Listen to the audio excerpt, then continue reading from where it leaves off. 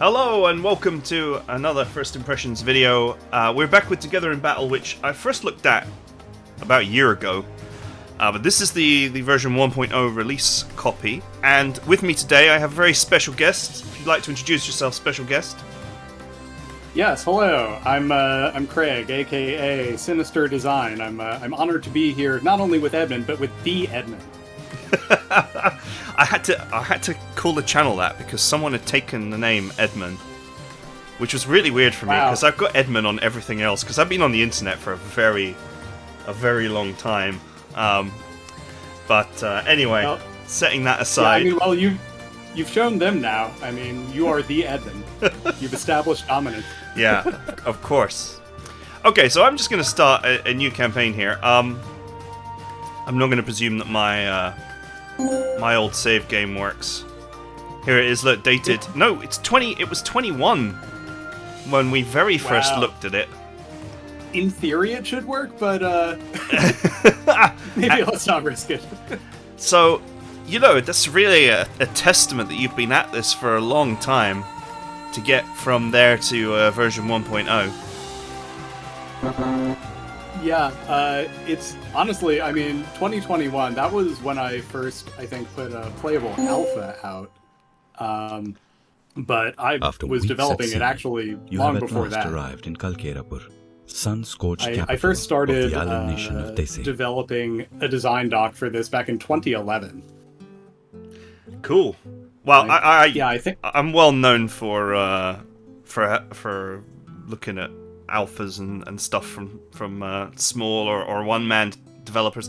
My understanding that you're also a one-man developer. Pretty much, yeah. I do have contractors that I hire for art and music. Most of the art you see in the game and almost all the music, I have outside people that I work with. But other than that, it's pretty much all me. That's very cool. You got voice acting in your initial story. As you alight from the set, yes, that's you find yourself lurching to and fro. Oh, thanks. Yeah, the voice actor also is an outside contractor. That is not my voice. Beneath you. You lean against a post and rest as your brain reorients itself to solid land. I say, I've said this about a lot of games, and even games with a very large budget. If you're going to have an introduction that's like a huge wall of text, that's fine. But have someone read the text out, because a vast majority of people do not want to start their game experience by reading a novel. Yeah.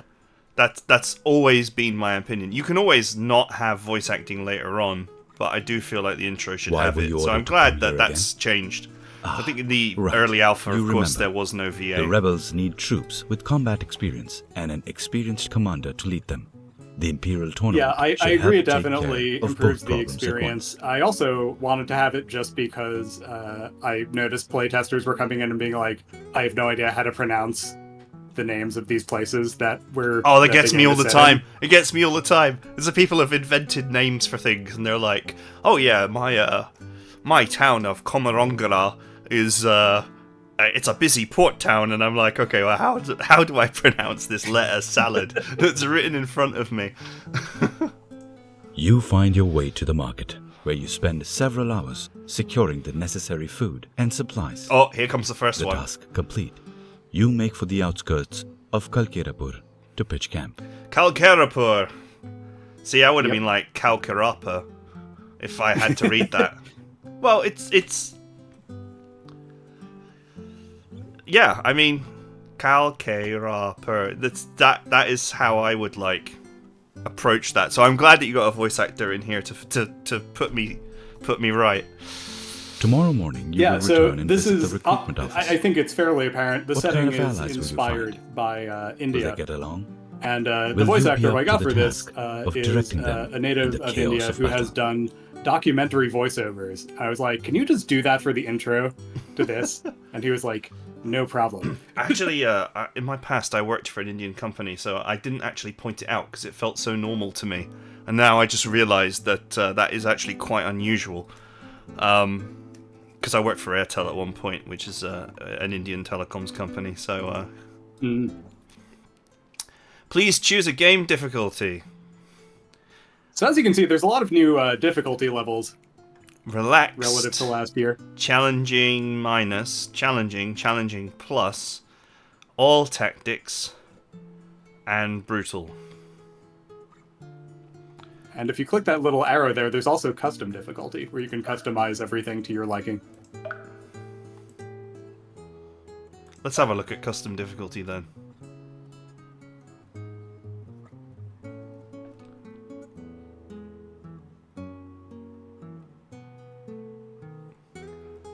Okay.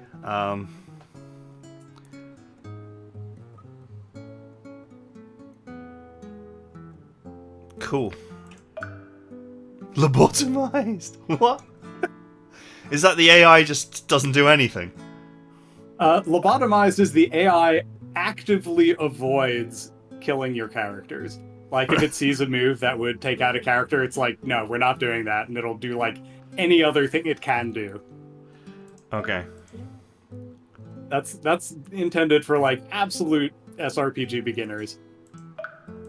So you have quite a few things that you can customize here. Mm-hmm. Okay, that's a little bit odd. 100 down to 10, and then 110 to 200. Kind of funny ordering, but I get it.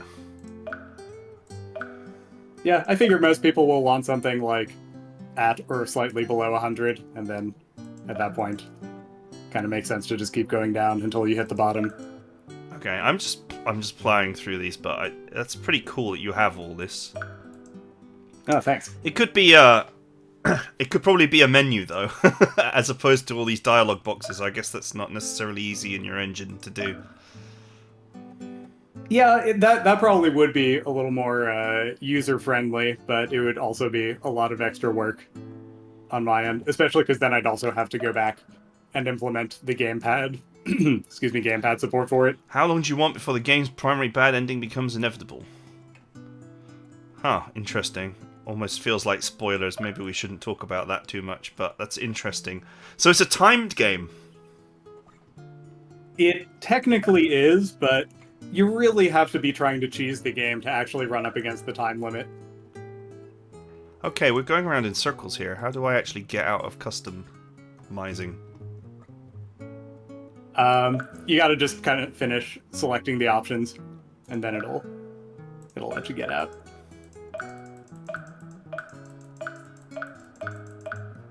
Whoa.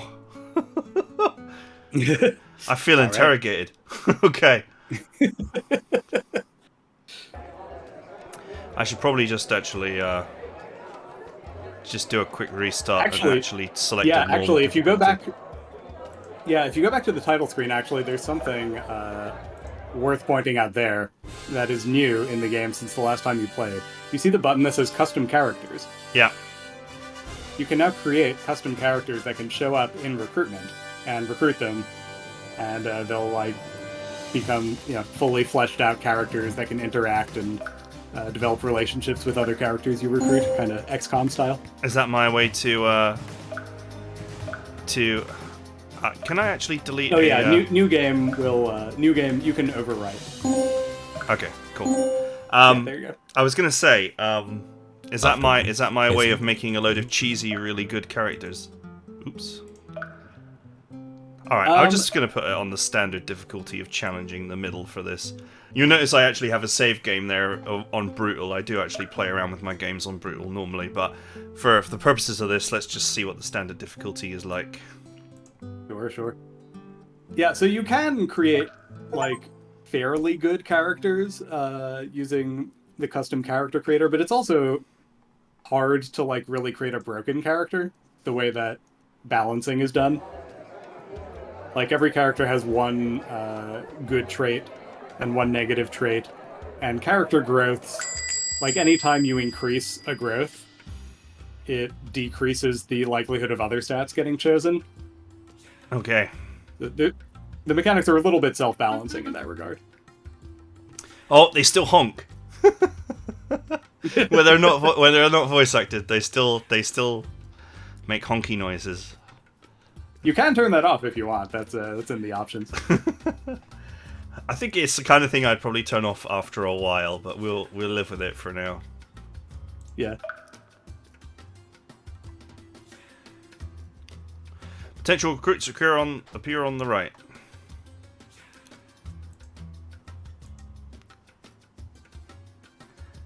So we're still okay. So we're still fighting arena fights, I presume. That's the core of the game. Yeah, the arena is still a backbone of the game. It's not necessarily the focus of the main plot, but you will still be interacting with it a lot.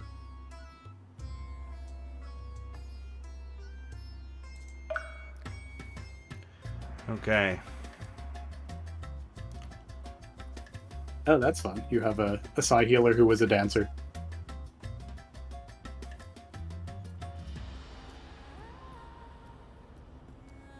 I can tell because he starts with twirl in his skills, and he's nimble. I see. He's a dancer, but it's not listed here.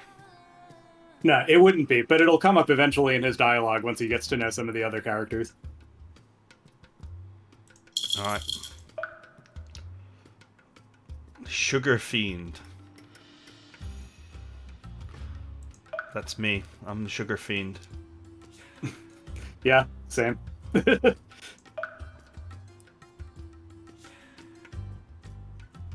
Yeah, the game will surface just about every mechanically relevant thing about your characters in this screen, except for certain things about their personality and background. And that can come into play in events and in their behaviors later on.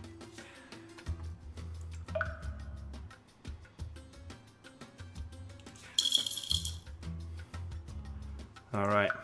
Let's see what else we have here.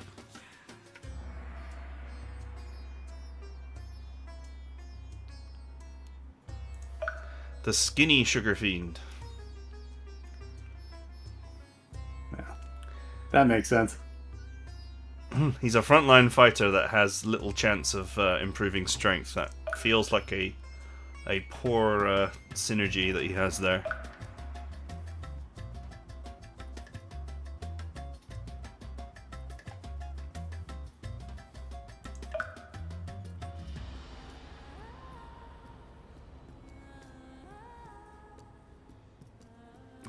Okay. I don't know, whatever. Let's just grab 3. I think I roughly bought 3 last time.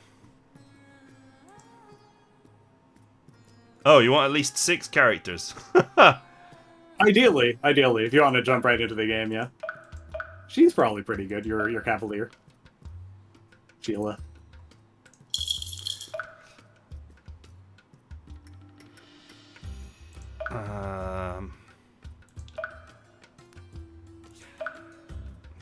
Man, a lot of these are... we're scraping the bottom of the barrel here.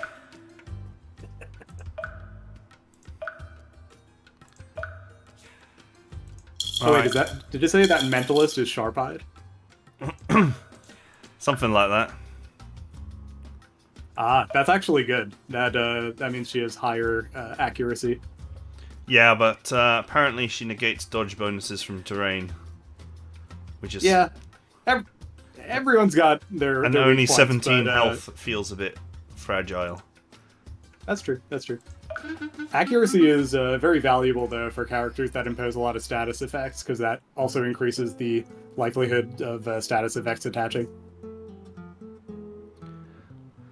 Okay, you have returned to camp. Everything's fast approaching. What will you do?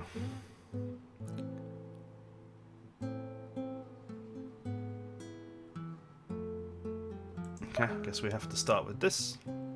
Spend time assembling copious amounts of good food and drink for the impromptu gathering.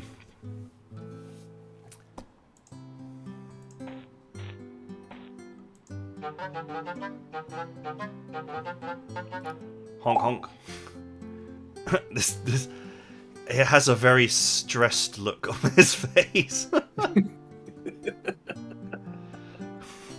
I think he might be paranoid. I think you have a paranoid dancer on your team. Pleased to make your acquaintance, Gomer. I am Amar... What's that? Thundergilech? Tandajil, I think. Tandajil? I don't know. Someone tell me, show me how to pronounce it, please. Okay. I know what you're thinking. Who the heck is this? Well, wonder no more.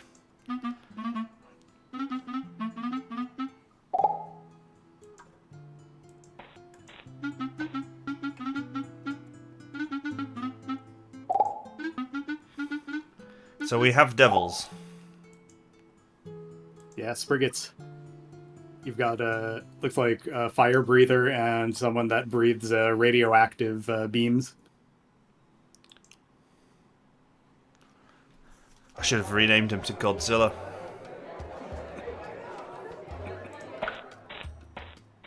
Yeah, there's still time. You can do that in the evenings. There's not time during this video, but yeah. Radioactive breath's got to be called Godzilla. Is this your first time?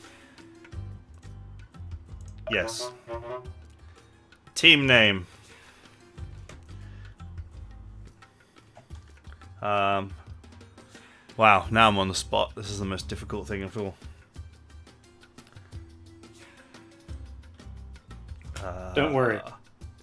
I will only judge you a little bit. Oh, now it's got to be good, hasn't it?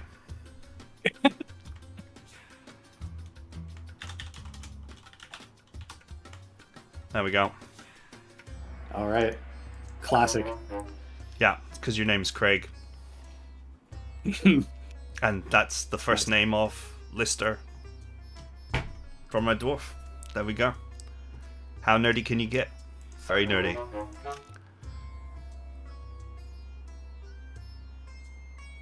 Okay, where do I go? Let's go.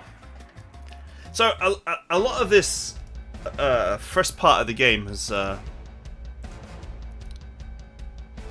not changed really. This is you had a very sort of strong ideas to how you wanted this to be from the very beginning, it would seem.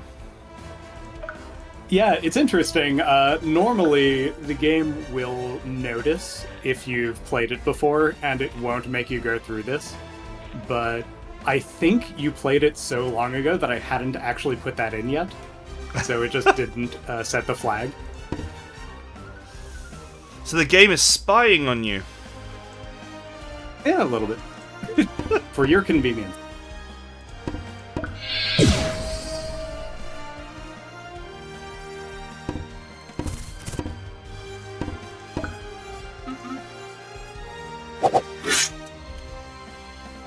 I don't know, that didn't actually sound very inspiring, what he said there.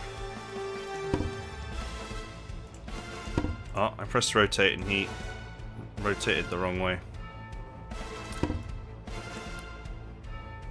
So, like, once you get a little more familiar with the game and its various personality types and the dialogue they get, you can kind of start to pick out who's who pretty early on.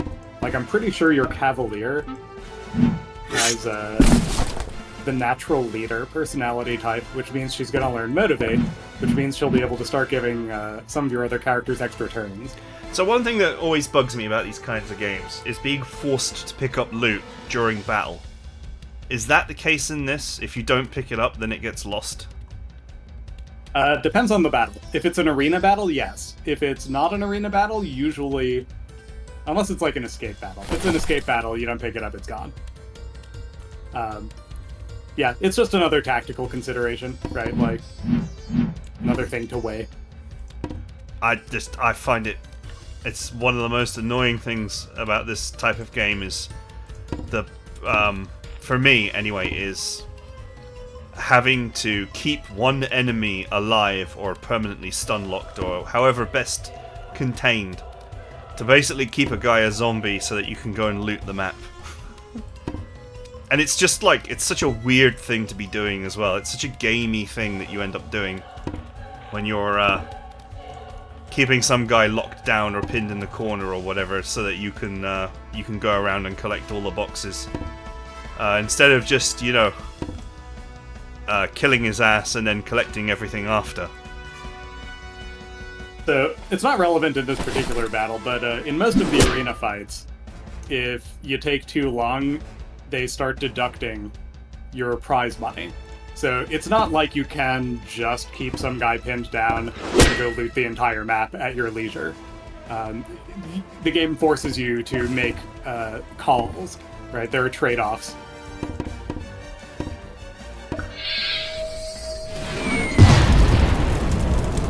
Bosh.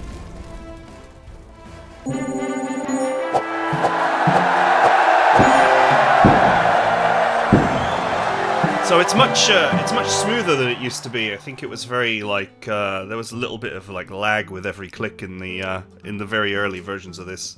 So that's definitely a huge improvement. I'm glad to hear you're finding it to be more optimized. Yeah. Let's see.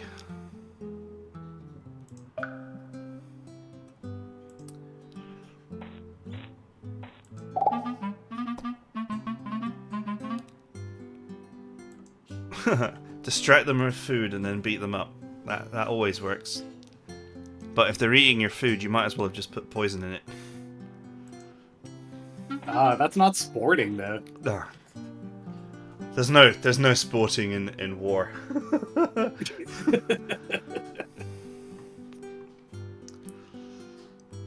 I'm a gentle soul, but when it comes to tactical games, I'm like House Harkonnen on steroids. Well, that's terrifying. Good to know. Life is starting to feel too static, too limiting, so I booked passage on the first ship I could find. Honk. Okay.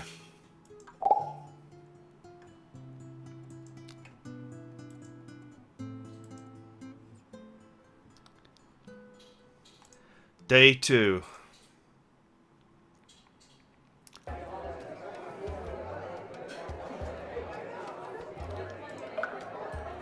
Nope. Inspect characters. So this is... Okay, so we've got levels, hit points...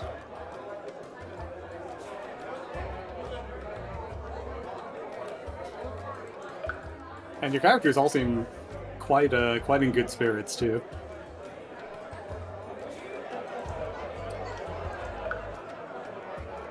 Those are some good morale stats. Okay. Wow, you know, they're being keenly watched by their creator, so, you know. Mandatory happiness. So, alright, let's see. Things that are new since you last played. There's now a glossary in the game with, I think, 324 entries. A lot of it just sort of like detailing the world and different locations and the species and how they all interrelate. This is the kind of thing that only a developer could get excited about, I hate to say. I mean, it's great that it's there, and the detail is there and everything, and like, I know that like some people would like to read through the details and stuff, but it reminds... See, you... Sorry, go ahead. I know it sounds like it's not really that important, but I have had a lot of fans be like, this is the thing I'm most excited about. You know what's funny is... this game is... You know Jagged Alliance, right? In the original manual for Jagged Alliance, in the index, there was a bit in the index that says, does anybody bother reading the manual? This author wants to know. Please message me and let me know that it was worth it. And I wonder to this day how many messages he actually got. I hope it was non-zero. Quite funny if it was 0. He would have taken that experience with him forever, you know. He would have been like, yeah, no one reads these things. Well, maybe he's watching this. Maybe he'll be like, well, at least someone read it and then didn't message me. Yeah, but I'm not exactly like... Let's be honest here. I'm not exactly a normal gamer or user, you know. You heard it here first. You heard it here first. He's abnormal. They did not hear it here first. This channel's been going on for some time now. Speaking of which, though, that is actually, I think, part of the reason why people were excited about the glossary is this game is set in an established world. It's actually part of the series, so some people have some attachment to it.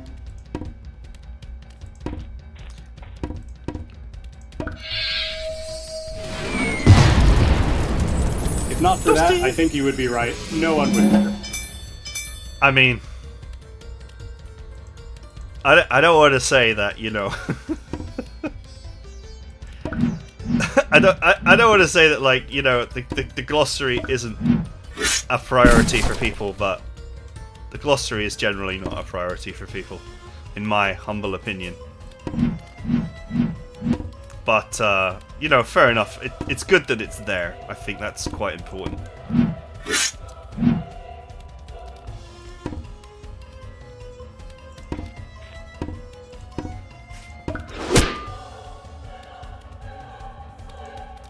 Probably have done with a move that was a little bit more powerful than that one, but that's fine.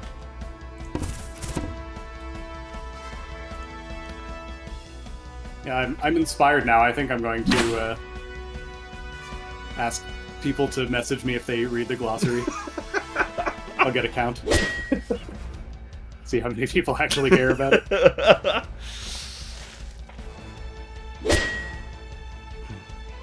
It's interesting that flying characters can be hit in melee.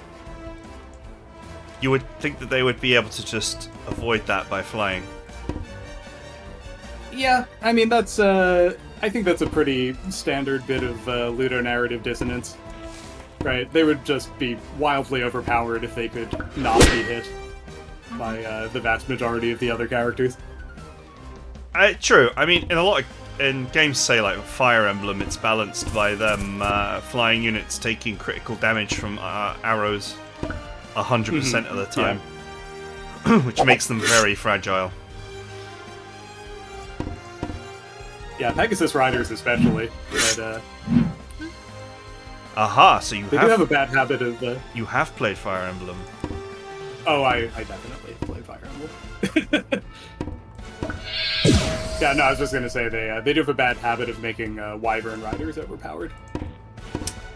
Yeah, the thing that bugs me the most about Fire Emblem, not to talk about another game, but I get the feeling that the settings are in this game too, is Fire Emblem has a very high level of RNG, and it also, the classic games had permadeath.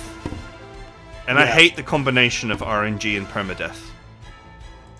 Because more often than not, it just forces you to restart if you get unlucky.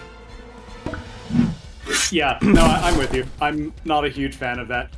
A lot of this game's mechanics are inspired by Fire Emblem, but deliberately tuned to be less RNG heavy. And there's a bunch of different ways that that's the case. For one thing, you may have noticed, most attacks just hit. Period. Yes, that's very pleasing. There aren't critical hits as such. So what you have instead are backstabs, right? Which are like critical hits, but you can control whether they occur or not. Oh, fireworks. You'll also notice characters very reliably gain exactly 2 stats when they Sorry, you'll have to say that again. The jingle drowned you out. No worries. You may have noticed that when characters level up, they almost always gain exactly 2 stats. That is another way of kind of implementing Fire Emblem style mechanics in a way that's a little bit less over the top on the RNG. You'll still get characters that are better or worse, but the gulf isn't quite as insane as it can get in Fire Emblem. Cool. Oh, here's the thing. You can drag and drop items in here now. Hey! Oh, that's so much better. Yeah.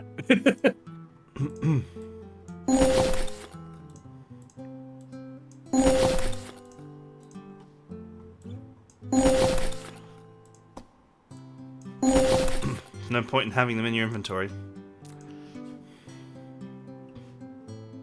Yeah, I took way too long to implement the drag and drop inventory management. I really should have put that in way sooner, but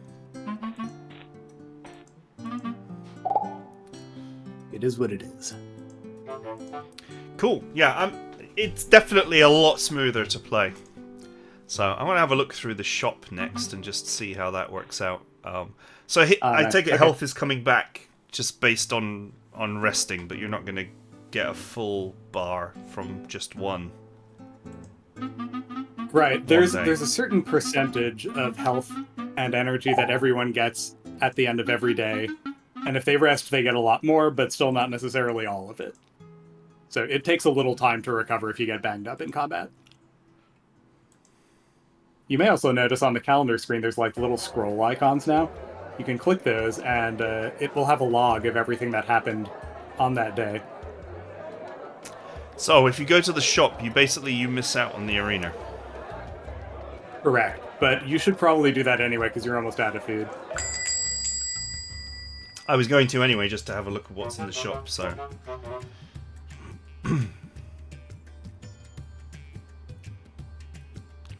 Oh, weapons have uses.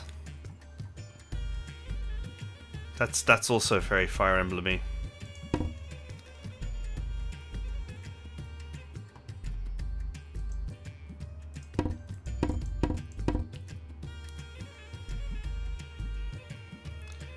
There's no discount for food. There's no discount for buying in bulk, huh? Well, I mean, look at the dialogue up there. They're having a special offer today. Yes. You can always appreciate a good non-offer like that.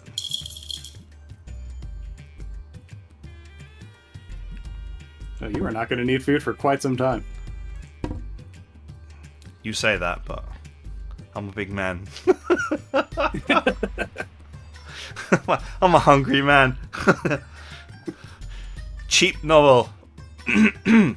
50 Shades of RPG. That's what Takes a lot of calories to be the Edmon.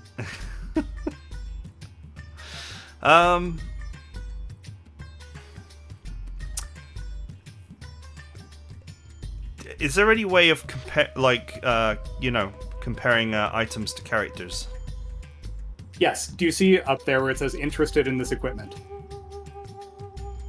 Yes. So if you just keep it moused over an item, it'll show you why they're interested. And so, like, for instance, it might be +1 strength or +4 energy, or Sheila might want it as a backup weapon because her current weapon is low on uses.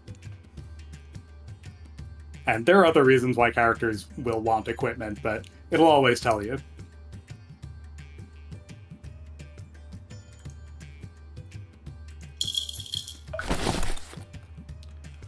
Sheila. Struggle jump. What a name.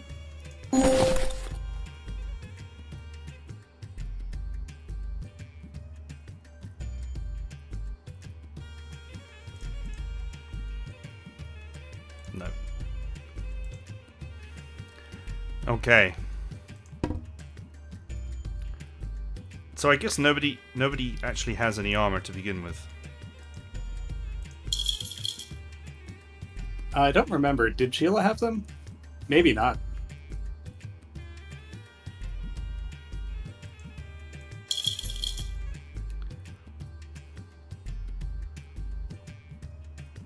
The game will generate characters with equipment appropriate to whatever socioeconomic class they come from. Okay. So, like, if a character comes with, like, really fancy gear, it's because they're from a rich family. You can't use that. You can't use any armor. I guess presume that the Pyrokinesis cannot use armor either. Yeah, both of those, everything except that helm is a medium armor, which definitely Sheila is going to be the only one who can use medium armor in this crew. If anyone has light armor master, they could probably use that helmet.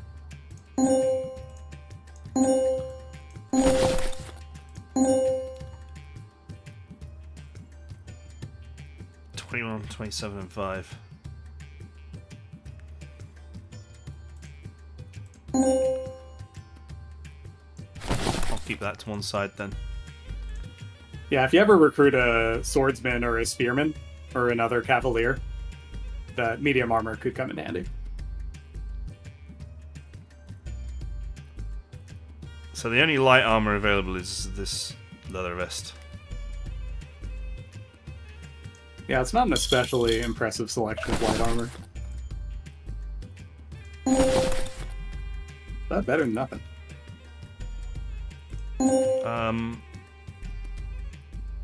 Can use wing armor, has no equipment masteries. So no equipment masteries means they cannot wear anything at all. Right. Eventually he'll probably get light armor mastery, but he's not there yet. So how do you acquire these skills then? Do they just come Level automatically with levels? Yep, that's pretty much it. You're not, sometimes characters picking from a tree Yeah, or anything.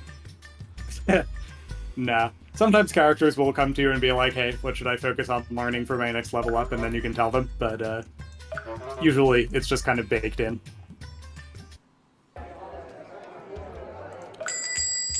So how many characters can you recruit? As many as you want, as long as you can afford them. Yeah, in theory you can have up to 18 characters. In practice, that's a very difficult number to sustain, just in terms of being able to make payroll.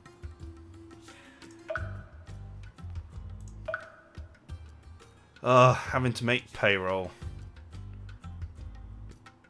Fruit allergy. That's an interesting thing to have.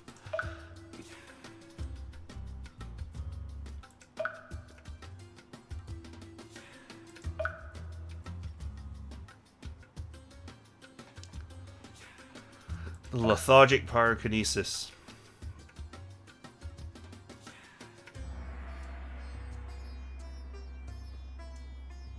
Yeah, lethargic's not great for a caster class.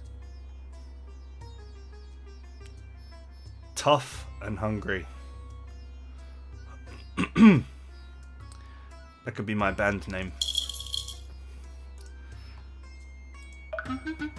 Yeah, so, I mean, since I last played this, it's definitely hugely more smooth than it was before. Like, if you really want to just play, like, if you're familiar with the game and you just want to play battles, right? You can actually plow your way through the dialogue and so on. I know this is like probably you probably hate to hear this, but there are many gamers out there that they just want to play the game, if you know what I mean, and the other stuff is kind of fluff, but they still enjoy this kind of game. And everything is way smoother now. When I click, things just go away, and they go away quickly. It's not like what's the word for it? You text drag, right? So text drag is where when the text comes up, it drags along before you're actually able to click it away, or in between dialogues, there's like a brief pause as it switches from one dialogue to the next one, and so on. Like if I mash left click here, look, I can just plow. Look at this. Yeah, I can just plow through. Yep. And I can just and there's a day log there on the calendar, so if there's anything important that you missed, you could go back and just look at it. So that's really good, in my opinion, because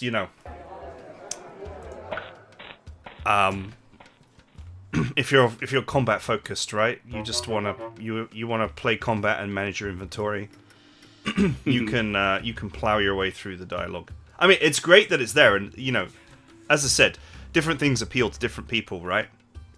But for the things that don't appeal to you, it's nice to be able to just fly past it. It's a bit like tutorials as well, right? Some people like the tutorial, other people will skip any tutorial, and if they're not able to skip it, they will be annoyed, which is not a great way to start their game, by annoying them. Yeah, I will say this. If you want to get the best possible ending, you do kind of need to pay attention, but the game lets you just ignore the main plot entirely if you want.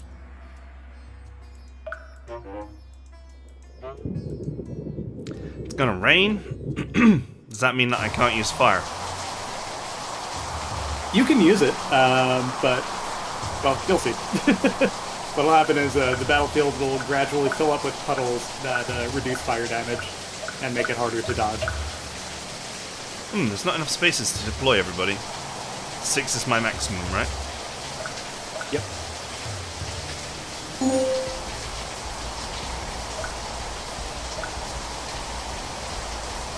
Yeah, break open chests and grab items before the fight ends. I mean, that does actually bug me, personally. I do prefer,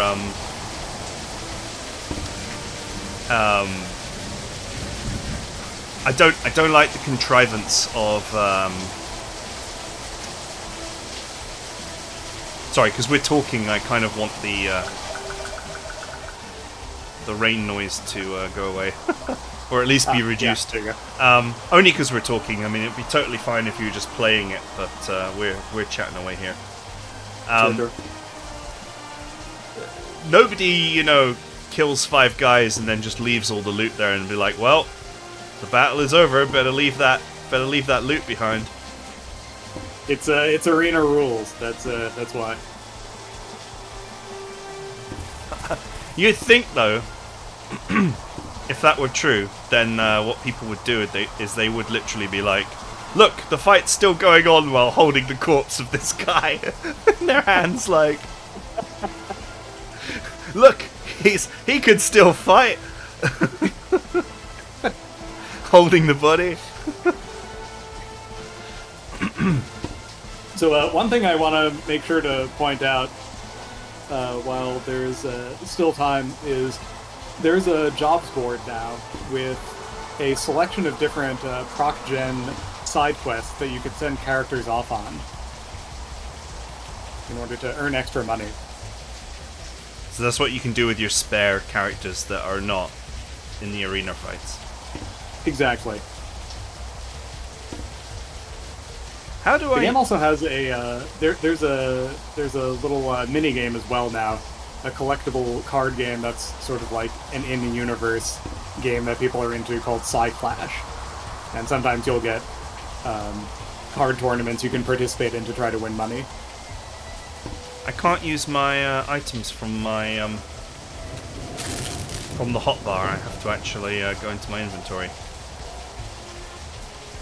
Yeah, there's not enough room on the actions bar, because that thing will fill up with skills before long.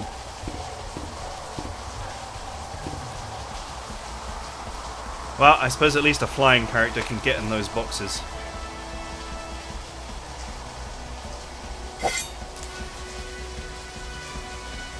He somehow got over there and then got stuck behind the foliage.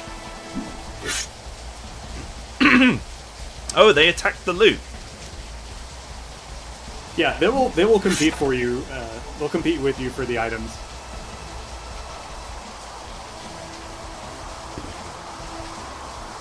But you could just... See, it's this game contrivance, right? Because you could just kill the guy and take his item that he just took.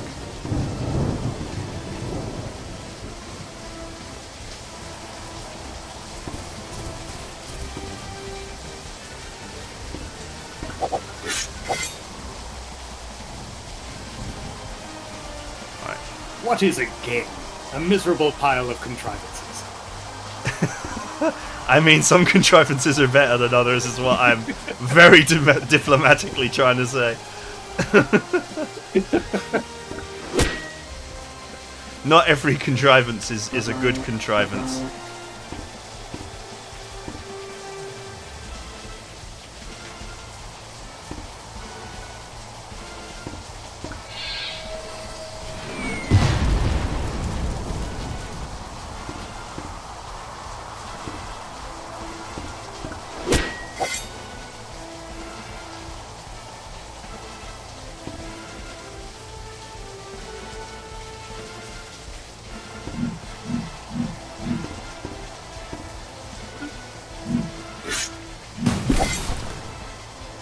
Boshed him into the tree.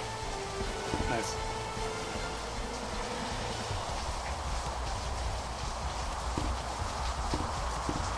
Twirl around. That wasn't very twirly.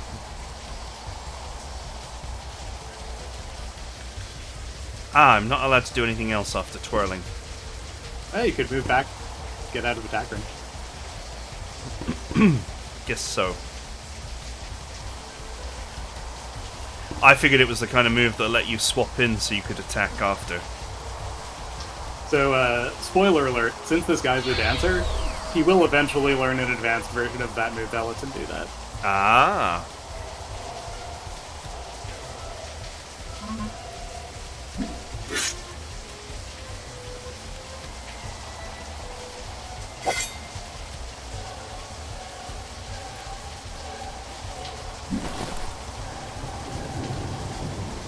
Dude, that was a good dodge. He was about to dunk you in the water.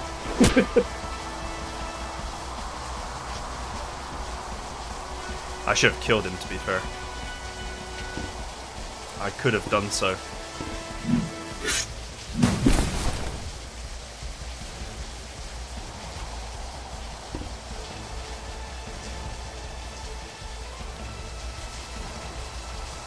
Now would probably be a good time to use a bandage.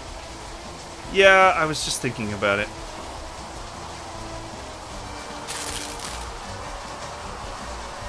Can you just, no you cannot.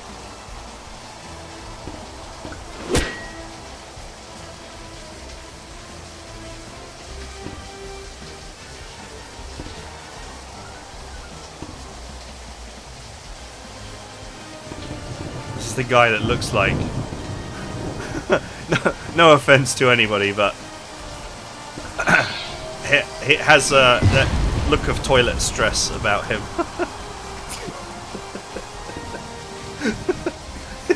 I can't get over it. It's mesmerizing.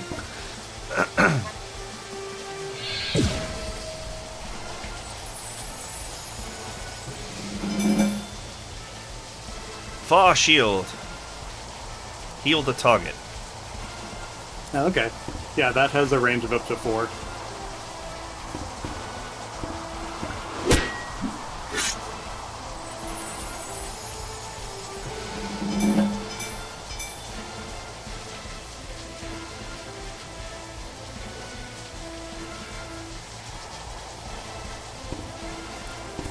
These guys are a little bit stronger than previously. I seem to have facing off against a reasonably hard team here. Yeah, that's a team leader, which means he's going to be higher level. He's also got the high ground, so he's got plus 30% damage on his attacks.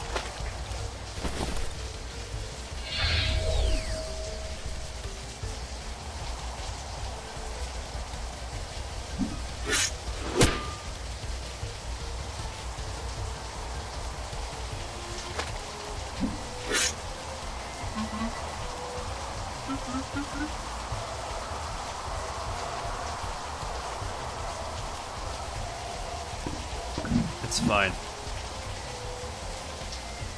They'll probably Why be is he alright. not picking that up? You gotta hit G, or the grab button.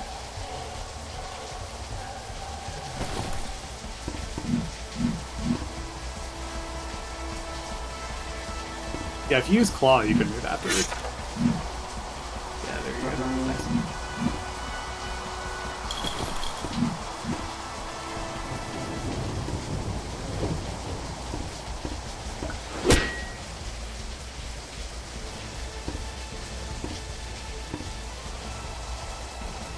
Right, let's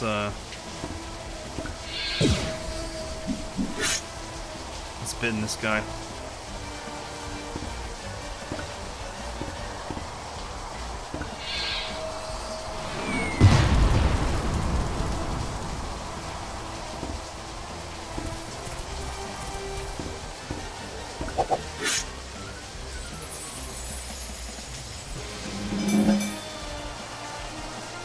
This guy's gonna have a great last stand on that tile.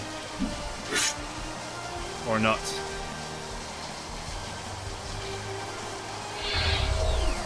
In some ways, that's actually to your advantage. He's standing in a puddle now, instead of on top of elevated terrain.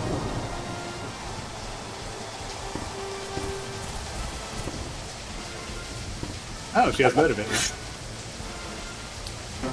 I too have Motivate. It's just built in. the class ability of the content creator is motivate. I think. Yeah. It's fine.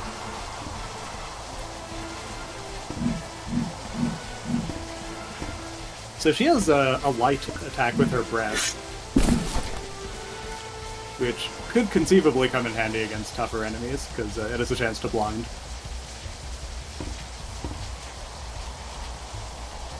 I'm all out of magic power. This is how I feel. So what can a pyrokinesist do when they are out of energy? They can go into their inventory and swallow some focus pills. Ah. Oh, but he doesn't have any. Shoot. Okay, other thing you can do is you can hit undo, and just kind of have him sit still for a turn, and he'll regain a certain amount of energy.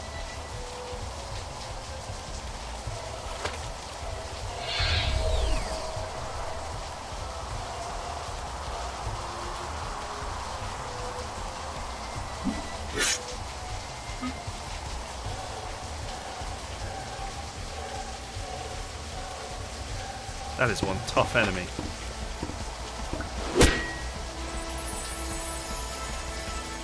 Yeah, man. So you don't really have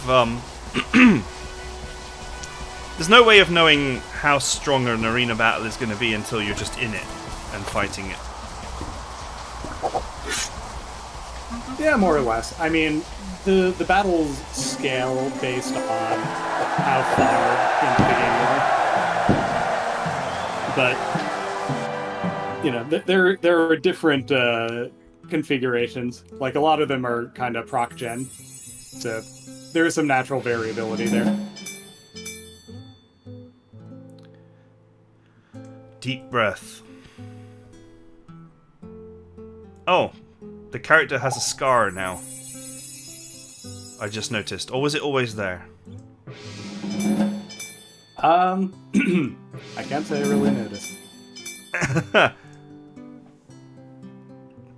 He looks even more strained. Someone let this poor man use the bathroom.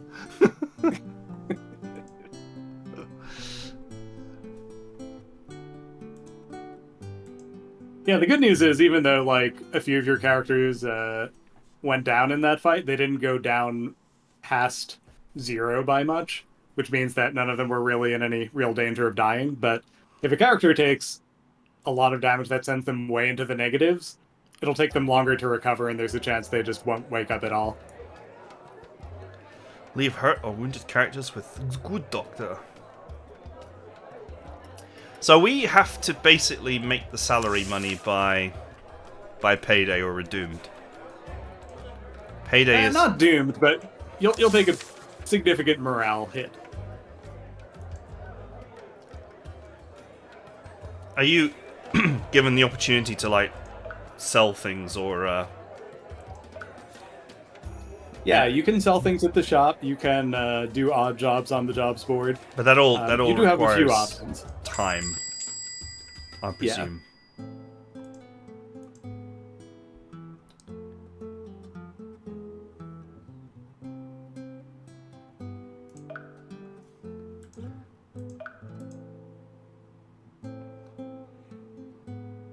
Okay, so it actually costs money to heal people. We've got that American healthcare in here.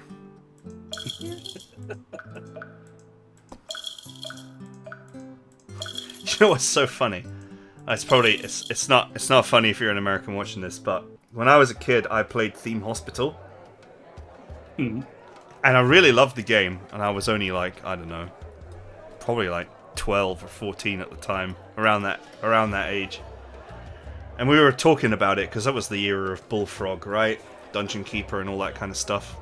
And I was like, oh, I really like Theme Hospitals, but the strangest thing about it is that everything costs money. I guess that's a contrivance to make the game work. You know, it is a contrivance. I had no idea that you know, people pay for healthcare in other countries, so it's just like, it's so weird that that medical care costs money and that, you know, the hospital is about making money. Like, that's the weirdest part about the game. Not the guys with Elvis personality disorder or bloaty head or whatever. But that bit.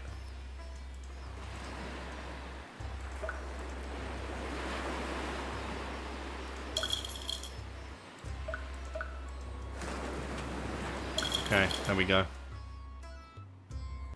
So, what's to stop you just hiring out your characters every day? Instead of doing the arena? The main thing to stop you from doing it is, well, first of all, it depends on what you're hiring them out to do. Right? If you're sending them off at the to labor at the docks, then they won't be available for your remaining time spot. The amount of money they can make is comparatively limited compared to what you can make in the arena. And it sucks up their energy. So if you do it too many days in a row, they just won't have energy and they won't be able to keep laboring until they've rested.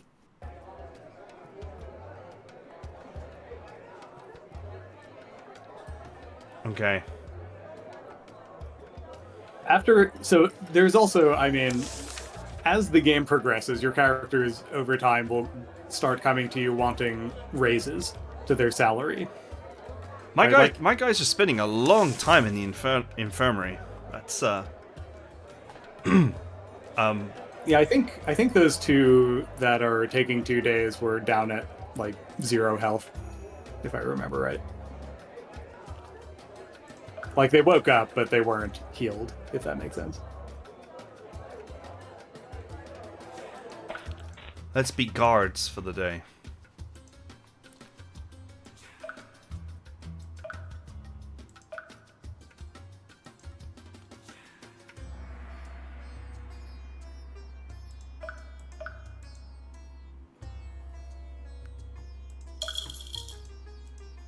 While we're waiting. Yeah. I mean, might as well. Suppose I better not hire anybody else because I got no money. Could go to the shop. Maybe pick up some focus pills for your pyrokineticist or something. I don't know, my concern right now is financial, so I'm just really doing this to skip time. That's fair.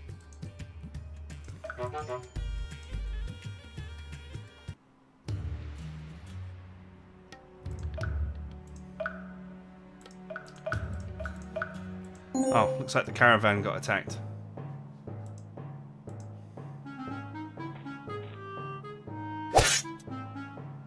Wow, that guard was just totally facing the wrong way.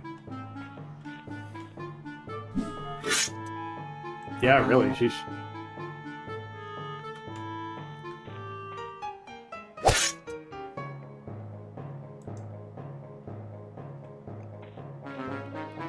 Now it's just you, me, and my guards.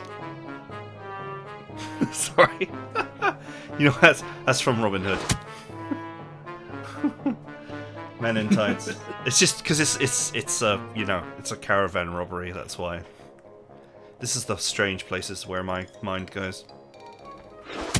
Man, I haven't watched Men in Tights in way too long. A Mel Brooks classic. Oh, it looks like the guards are getting the work done. Maybe I don't need to even do anything here.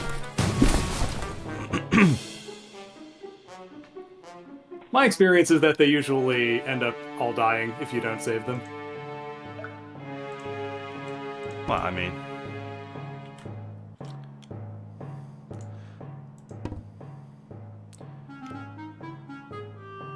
Okay. I can't attack with this diagonally. It seems a little sad. Well, a little bit of collateral damage never hurt anybody.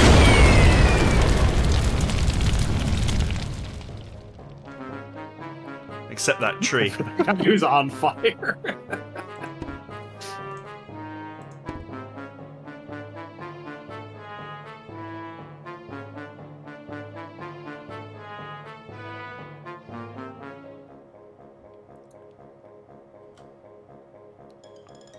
That's a lot of dudes.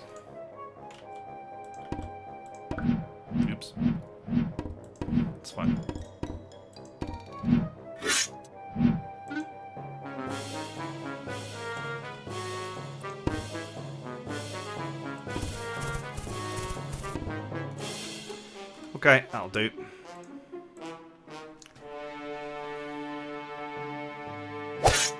These bandits are committed to the bit, that's for sure.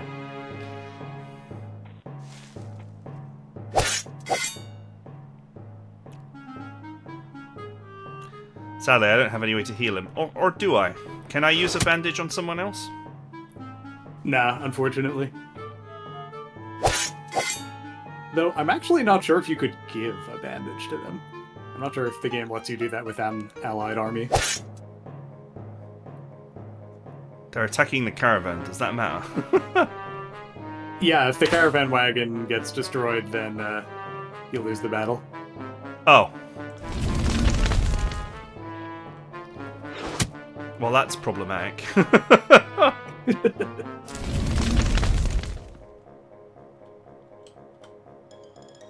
Well, at least it's tough.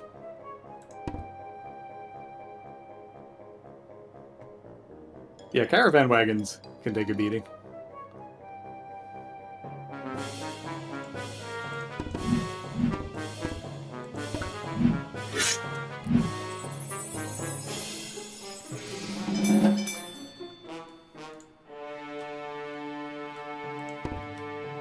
Well, at least I brought 3 people along for this.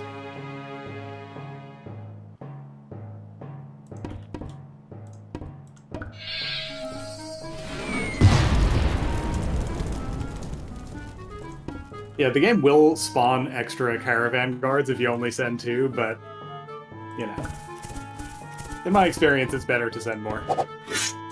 So that you're not at the whims of the AI. They can be beaten! 4 left.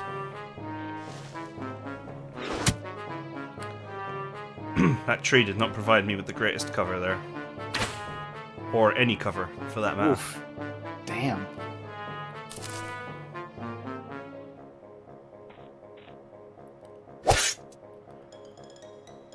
Oh, that guy ate his tactical mango.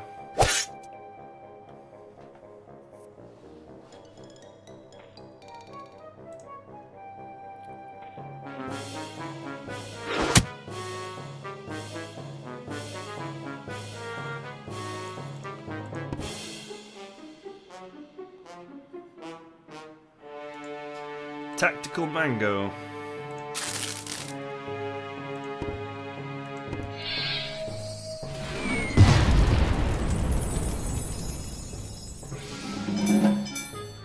The AI archer has locked my guy in.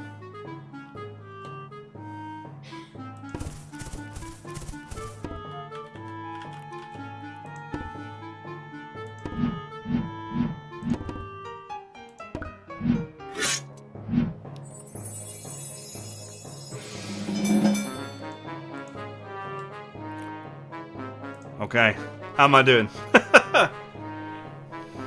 I think you're alright. Ooh, I don't know. That's rough. That was more damage than I thought it would be. Dang. He's still working that caravan.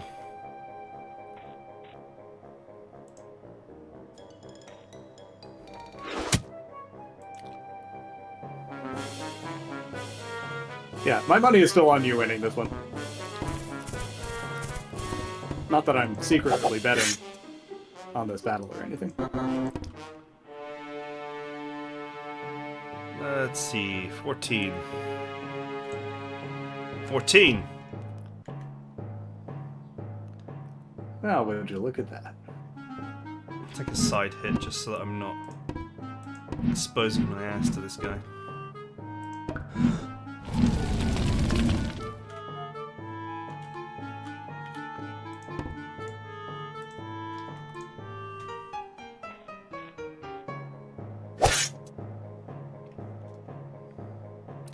There's a fruit tree there.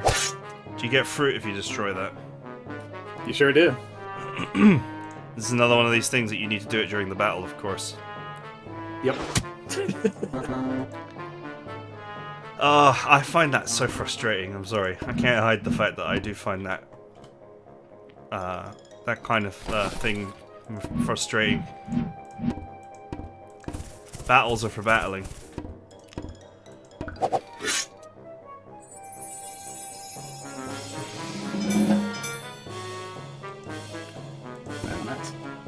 a good level up.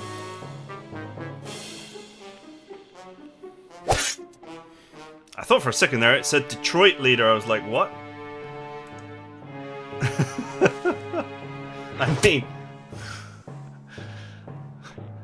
This is how far Detroit's fallen. Yeah. They've been reduced to attacking caravans.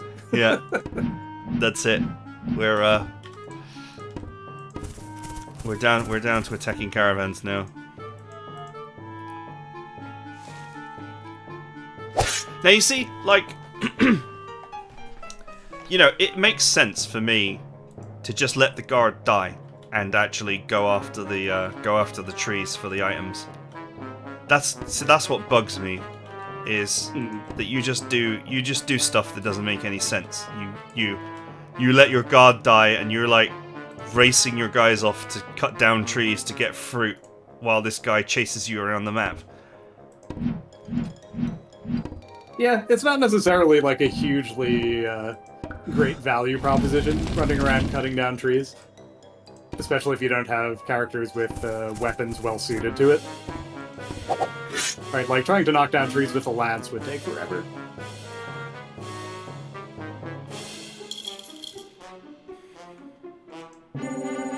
That is the thing, though, that I have been considering putting in, just like a little extra bonus based on how many caravan guards survive.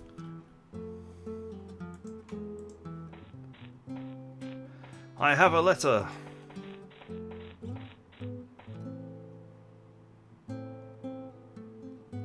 Oh, it's from her brother, who she doesn't like. Oh, let's just leave her be. Okay, I think we're well over an hour now. So, yeah, pretty cool, pretty fun. Yeah, I think my only strong criticism is I don't like collecting items during fights. I just find that to be... There's a disconnect, you know, for me mentally between... like a lot of old games had that in them, where you would keep someone alive or you would lead them around on a leash or whatever while you could collect all the loot on the map, and we moved away from that in the modern era, and I think that's for the better, because it just leads to a lot of very strange behavior on your part, where you're like burning down trees or opening chests or whatever while there's one guy still alive, or you're even like, you know, depending on how valuable the loot is and how, you know, how necessary it is for your difficulty level, you'll do stuff like you'll assess the enemy for which guy is like, you know, maybe he's completely energy based or has weak moves or he's a healer or something, and you'll just leave that guy alive knowing that he won't be able to do anything once you've killed everyone else, simply so that you can go around and collect items and manage your inventory and all that kind of stuff. And it's just very weird. But this, yours game is not the only one that's doing this recently. There's been a resurgence in this, and I'm not entirely sure why. I'm playing at the moment Forgotten but Unbroken on my channel, and it's the exact same thing. You have to collect the items before the battle ends, or you potentially lose them. And it's like, yeah, but the guys have machine guns and they're shooting at me. No one's going to be collecting everything before the battle ends. They're going to end the battle and then collect stuff. Anyway, I could rant about that all day, but other than that, I had a lot of fun, and I hope you enjoyed being here. And Thank you. Yeah, I had you had to put up with my sense of humor for a whole hour, subjected yourself to it. Any last words before we finish this out? Yeah. So, Together in Battle has been in early access for about 2 years now. And it is coming out to version 1.0 on May 6th. And the version 1.0 is going to have a completable and complete main plot, story-driven, with multiple endings. There's a whole political intrigue element to it that we didn't even really get to touch on in this. So if you're into strategy RPGs in general, and you like a strong story, don't worry, that's in here too. Awesome. And you didn't say the most important thing, which is that you're going 1.0 on the 5th of May? May 6th. May 6th. There we go. Almost. I almost had the date right.